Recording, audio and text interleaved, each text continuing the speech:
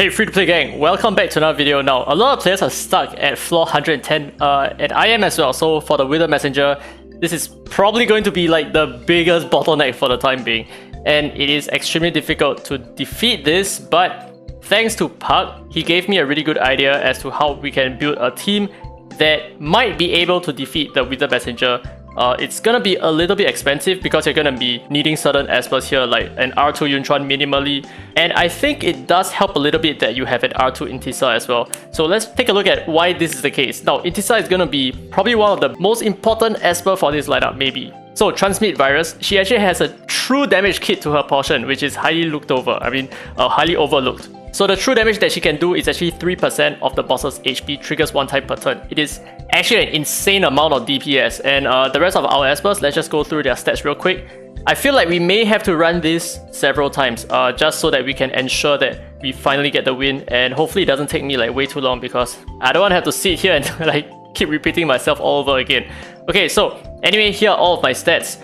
The way you want to build your intisar is just with a lot of HP because she's not going to be able to get missed by the boss because of her typing. So you want her to be tanky and that's about it. You need her to have maybe 100% crit from Mateo, but if you are not able to have 100% crit, I think it's still fine. Just try to make sure that you prioritize a lot of speed, a lot of accuracy, and a lot of HP. That is probably like the most important thing, but of course the crit does help Mateo in this case. So Mateo is going to be a necessity here because he helps to lock down the boss a lot, which is very important if you want to make sure that the boss don't attack you all that much because the sustain that we have right here is really not enough. Alright, so anyway, without further ado, let's take a look at this run. So we will have to repeat this many times, especially during the first part, like this part. If he snipes one of our Espers with a crit, right, we will have to restart this. Okay, so it's only at the start where, because we do not have like attack debuffs and all that kind of stuff, therefore the boss is he actually has a good chance of like killing something, which we are just trying to avoid right now.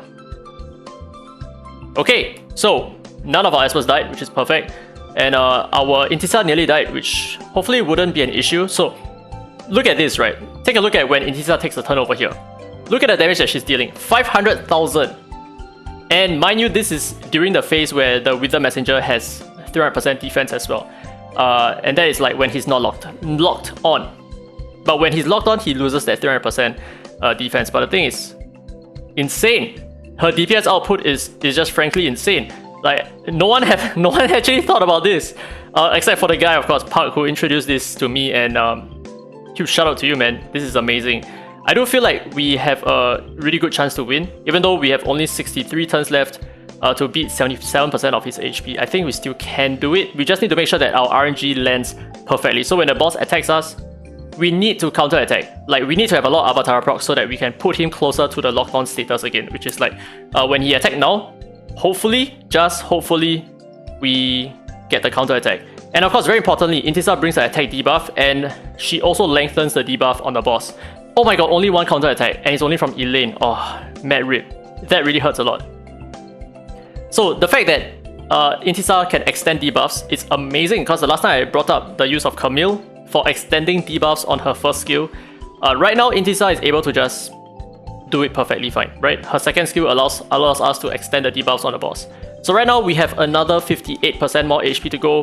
We have about 50 turns. I think we are catching up to the turn counter. So hopefully we don't die. Yeah, hopefully we don't die. If we die, that's it. GG. Nice. A lot of counter attacks. Very nice. Love to see it, especially from the Yuntron. The reason being, we immediately land the third eye seal again as soon as the boss attacks. So that's why it's very important that Yuntron counter attacks, which we missed the first time around, but now we did it, which is perfect. So we still have another, okay, nice, locked on. We still have another 7% more to catch up with our turn limit. I'm actually super excited. I think this is gonna be it, right? 43%. So now all we need to ensure is that we don't die. So Ahmed needs to get his heals up ASAP, which he does not have, so it is potentially an issue. The boss needs to land a miss. If the boss does not miss, we will have to restart this all over again. Please miss, please miss. We have Yuntron. Okay, nice. Oh, full counter! Holy shit, that's what I'm talking about, dude. That's what I'm talking about. So we countered and the boss is like almost at lockdown status. And now that the boss is locked on, we are, well, this is like a mad race against time, by the way. Super freaking exciting stuff. Wow. But as you can see, this is like the perfect setup. There is probably no other way that you can achieve Wither Messenger 110 floor clear right now without all of these Espers that I'm using. You need a buff block from Elaine, you don't really need a buff streak, but you need a true damage portion from Intisar, you need the miss rate up from both of Yunchuan's buffs, right? Both of his debuffs, I mean.